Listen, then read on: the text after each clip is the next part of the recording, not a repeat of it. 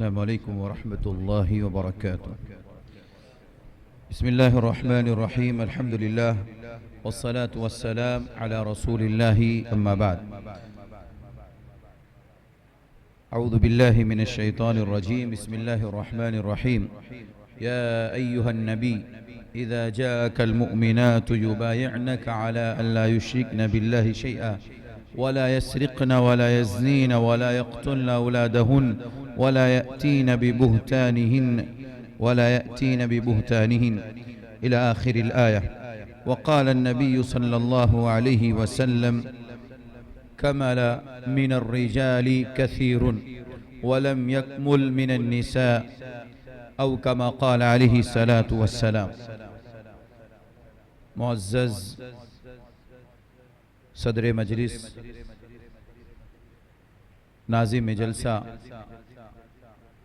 یہاں تشریف فرما تمام علماء کرام اور مسجد کے تمام خادمین، ذمہ داران اور تمام میرے بھائیوں اور بہنوں، میرا جو موضوع اس مجلس کے حوالے سے مجھے دیا گیا تھا، مختصر وقت میں جو چند باتیں مجھے پیش کرنی ہیں، میں آپ لوگوں کے سامنے اس کی طرف آپ کی رہنمائی کرنا چاہتا ہوں. میرا موضوع ہے صحابیات کی دینی خدمات. سب سے پہلے ہم اور آپ یہ جان لیں کہ صحابی یا صحابیہ یہ اس انسان کو کہا جاتا ہے. اس کے بارے میں حافظ ابن حجر عسقلانی رحمہ اللہ نے کہا: لقي النبي صلى الله عليه وسلم مؤمنا به ومات على الاسلام. صحابی یا صحابیہ ان کو کہا جاتا ہے جنہوں نے نبی کریم صلی اللہ علیہ وسلم سے ملاقات کی، مؤمنا به ایمان کی حالت میں، ومات على الاسلام اور ان کی وفات اسلام پر ہوئی. اگر کوئی آدمی اسلام قبول کر لیں صحابہ یا صحابیات میں سے، اور انہوں نے نبی کریم صلی اللہ علیہ وسلم کو دیکھا بھی نہیں اور اسی طریقے سے معذور تھے، اندھے تھے، تو بھی وہ صحابی ہیں، البتہ ان کی وفات اسلام پر ہونی چاہیے. اگر کوئی مرتد ہو گیا تو وہ صحابی یا صحابیہ نہیں ہے. دیکھیے، صحابیات کی دینی خدمات یہ اتنا لمبا موضوع ہے، اس کے اوپر 1 گھنٹہ 2 گھنٹہ نہیں، پوری ایک تاریخ ہے. اگر گفتگو کی جائے کافی لمبی ہو جائے گی.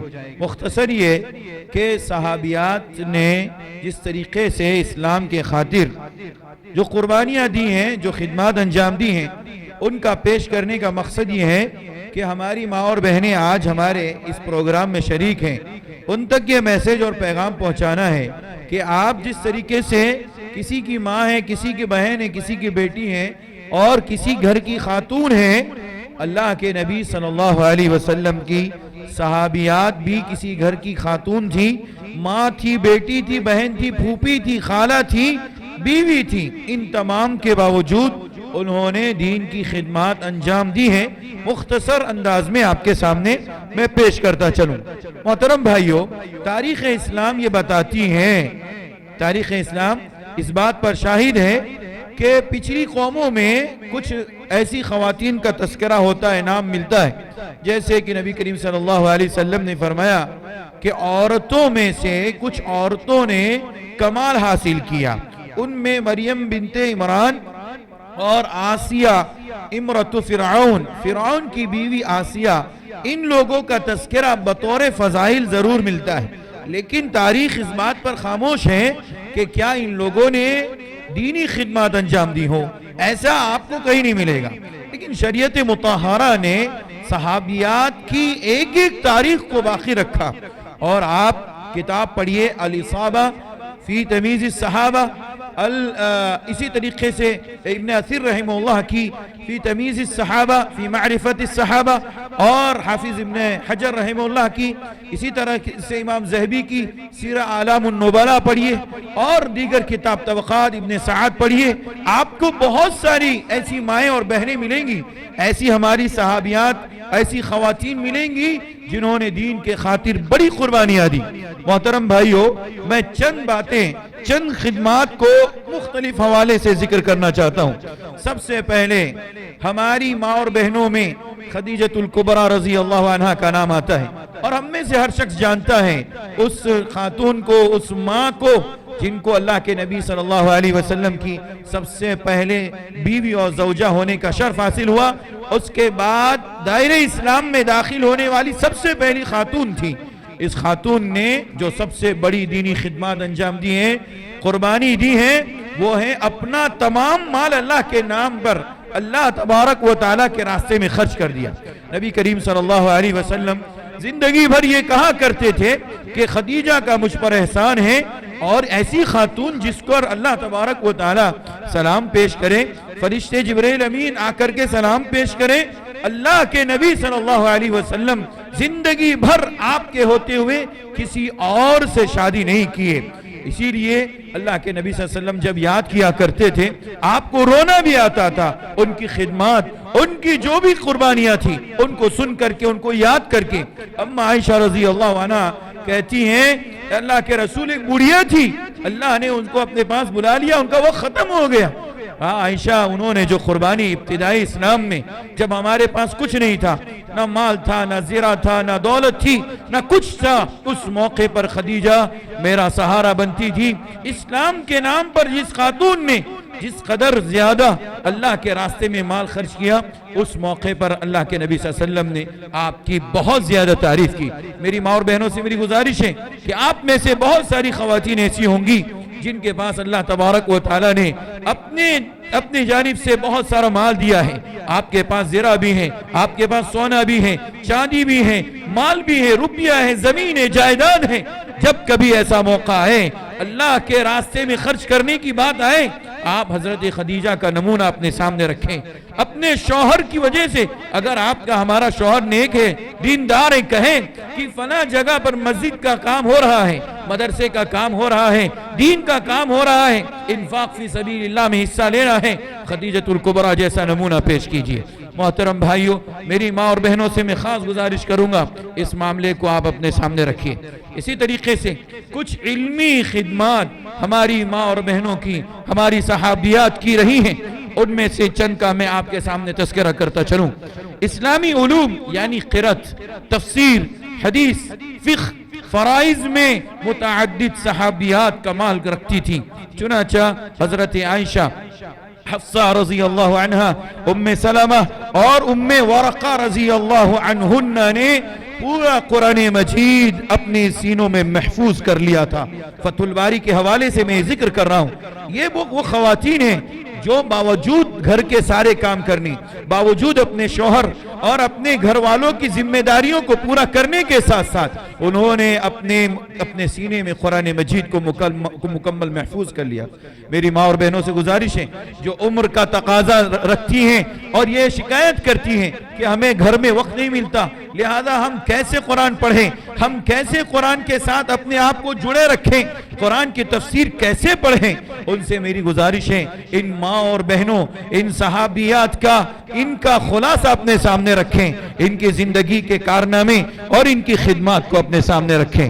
اسی طریقے سے محترم بھائیوں، محترم بہنوں، ہند بنت اسید، ام ہشام بنت حارث اور رائطہ بنت حیان، ام سعد وغیرہن، یہ وہ صحابیات ہیں جو اپنے زمانے کی قرآن مجید کی بہت سی سورتوں کی حافظہ تھی۔ تفسیر کی اگر بات کروں تو تفسیر میں عائشہ رضی اللہ عنہ کمال کی خاتون تھی۔ صحیح مسلم کے الفاظ میں ان کے بارے میں ذکر کیا گیا کہ حضرت عائشہ رضی اللہ عنہ بہت بڑی مفسرہ بھی تھی۔ اسی طریقے سے محترم بھائیوں، ماں اور بہنوں سے میری گزارش ہے کہ اور بھی بہت ساری بہنیں ہیں، بہت ساری خواتین ہیں، بہت ساری صحابیات ہیں۔ حضرت عائشہ رضی اللہ عنہ سے 2222 حدیثیں روایت کی گئی ہیں۔ اسی طریقے سے ام سلمہ رضی اللہ عنہ سے 378 حدیثیں مروی ہیں۔ یہ اس بات کی دلیل ہے کہ یہ تمام صحابیات وہ تھیں جنہوں نے گھر کے سارے کام کرنے کے بعد اپنے شوہروں کی فرما برداری اطاعت کرنے کے باوجود اتنی حدیثوں کو اپنے سینوں میں محفوظ کر لیا اور امت تک ان احادیث کو پہنچایا۔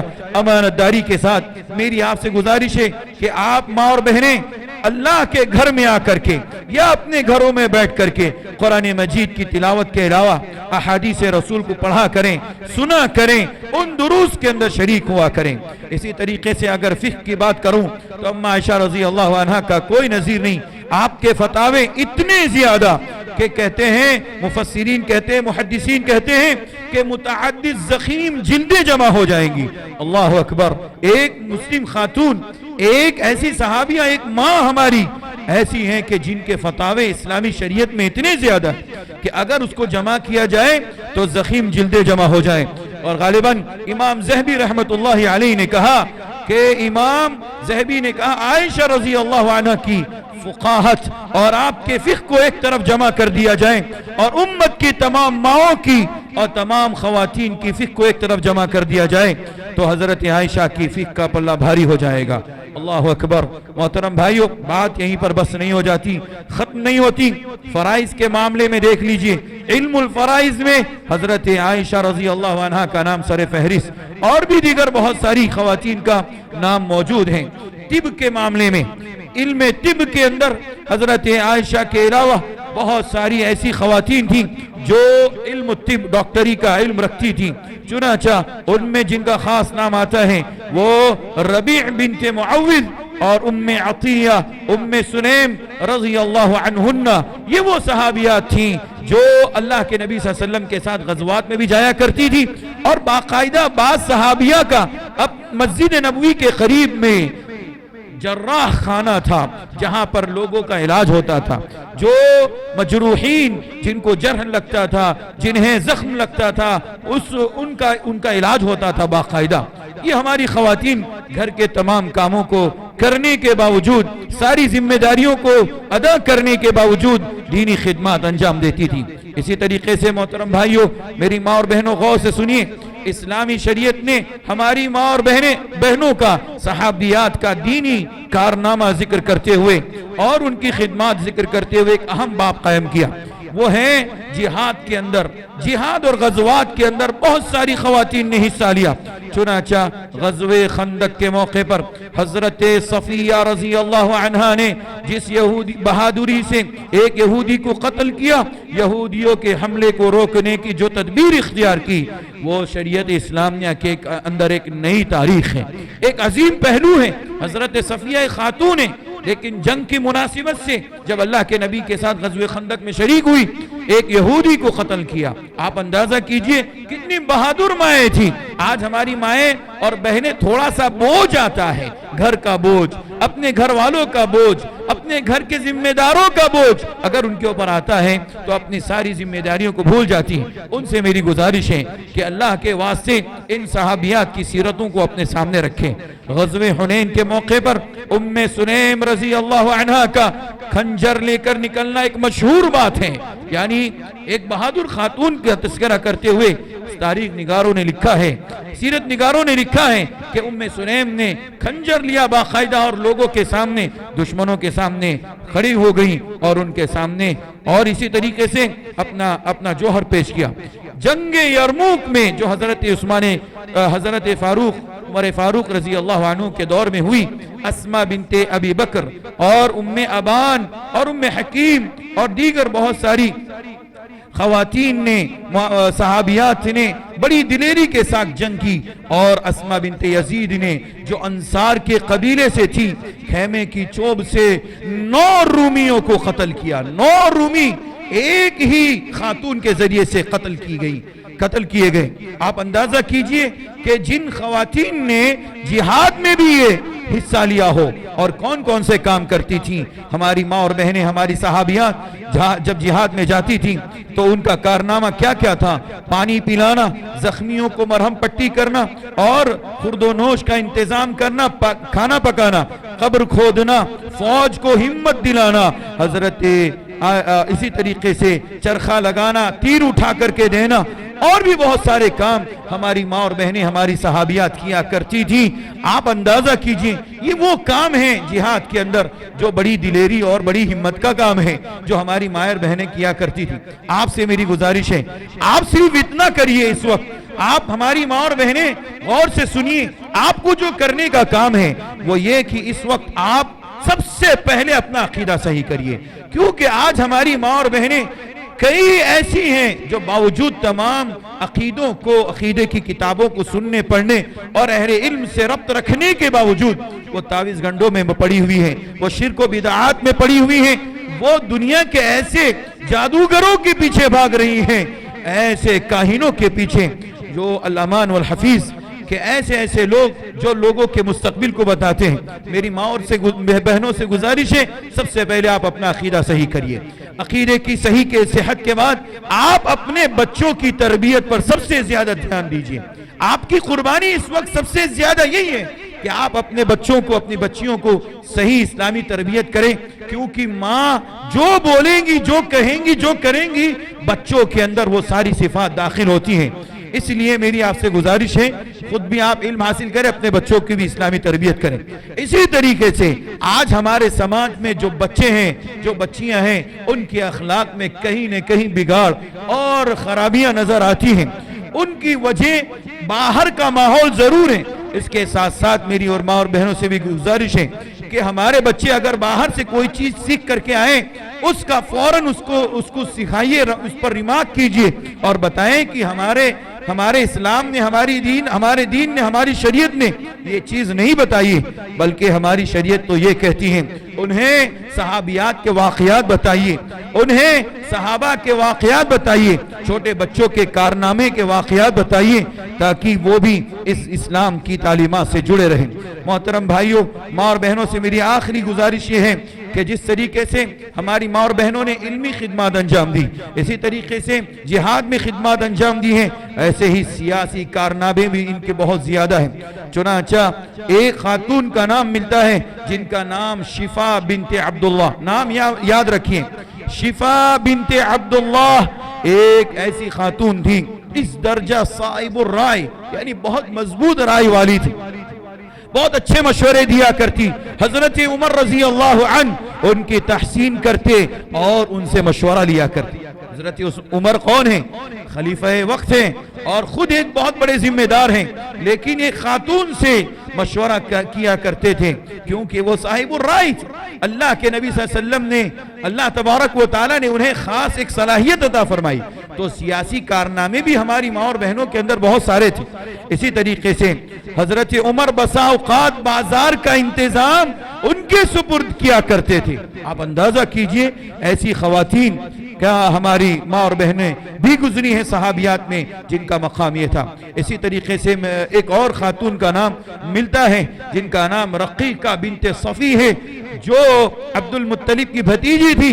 نبی کریم صلی اللہ علیہ وسلم کو آپ کو بہت سارے معاملات میں جب دشمن کسی چیز کی سازش کرنے والے ہوتے تھے تو یہ طاق میں لگی رہتی تھی اور دشمنوں کی چالوں کو اللہ کے نبی تک پہنچایا کرتی تھی. اس سے معلوم ہوا کہ ہمیں ان خواتین کا, جو خواتین اس معاملے میں آگے ہوں, جو جج ہوں یا کم سے کم جج نہیں تو وکیل اور وکلا کی کیفیت میں ہو اور ذمہ داری میں ہو, ان سے بھی خدمات لی جا سکتی ہیں. اسی طریقے سے ام ہانی کو کون بھول سکتا ہے؟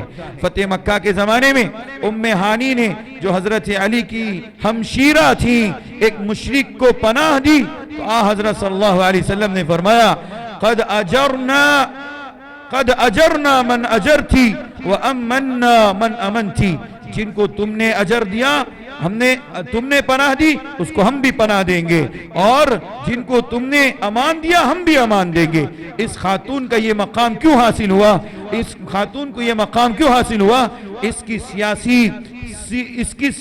خاتون کی سیاسی کارنامے کی وجہ سے اور اس کی صاحب الرائے اور اچھی سوچ کی وجہ سے اللہ کے نبی صلی اللہ علیہ وسلم نے انہیں یہ مقام دیا تھا. آپ اندازہ کیجئے کہ سیاسی معاملے میں بھی ہماری ماں اور بہنیں یعنی ہماری صحابیات کافی کارنامے انجام دے چکی ہیں. لیکن اس وقت آپ سے میری گزارش ہے ماں اور بہنوں سے کہ قطعاً یہ نہ کریں کہ سیاسی پارٹیوں سے جا کر کے آپ مل جائیں. جا کر کے آپ وہاں پر کھڑی ہوں ایم ایل اے اور ایم پی بننے کے لیے. آپ کا دائرہ کار آپ کا گھر ہے, 4 دیواری ہیں. وَقَرْنَ فِي بُيُوتِكُنَّ وَلَا تَبَرَّجْنَ تَبَرُّجَ الْجَاهِلِيَّةِ الْأُولَى. اللہ نے مومنوں کی ماؤں سے کہا آپ اپنے گھروں کو لازم پکڑیں, یہی آپ کا سب سے اعلیٰ مقام ہے. آپ کو وہاں کی مہارانی بنایا ہے, اللہ نے وہاں کی مہارانی بنایا. آپ اسٹیج کی مہارانی ہرگز نہ بنے. وہ مائیں اور بہنیں جو شعر و شاعری کے لیے بڑے بڑے مسلمان اسٹیجوں پر شریک ہوتی ہیں اور مردوں کے ساتھ خلط ملط ہو کر کے اختلاط کے ساتھ وہاں لوگوں کی واہواہیاں لوٹتی ہیں, ایسی ماں اور بہنوں پر اللہ کی لعنت ہے. اللہ کے نبی نے فرمایا جو عورتیں مردوں کی مشابہت اختیار کریں, جو مرد عورتوں کی مشابہت اختیار کریں, ایسے لوگوں پر, ایسی خواتین پر اللہ کی لعنت ہے. لہذا میری آپ سے گزارش ہے کہ سیاسی کارنامے ہماری ماں اور بہنوں کا صحابیات کا تھا, ایک عظیم کارنامہ ان کا رہا ہے, ایک تاریخ میں ایک اہم باب ہے. لیکن آپ سے میری گزارش ہے کہ آپ لوگ سیاسی کارناموں کو سامنے رکھ کر کے اپنے گھر کے اندر اب آپ اچھی سوچ سے اپنے گھر کے بچوں کی بچیوں کی اسی طریقے سے تربیت کر سکتے ہیں. لہذا میری آپ تمام سے گزارش ہے کہ جو باتیں صحابیات کی خدمات کے تعلق سے ذکر کی گئی, میں نے کہا کہ یہ وسیع موضوع ہے, اس پر گفتگو لمبی ہو جائے گی, لیکن مختصر وقت میں نے چند باتیں آپ کے سامنے رکھی. جن صحابیات کا میں نے آپ کے سامنے تذکرہ کیا ان کی سیرتوں کو پڑھنے کی ضرورت ہے. اللہ سے دعا کرتا ہوں اللہ مجھ کہنے والے کو, تمام موجود اور حاضرین اور تمام سامعات کو ان سب پر عمل کرنے کی توفیق عطا فرمائے. آمین. وآخر دعوانا الحمدللہ رب العالمین.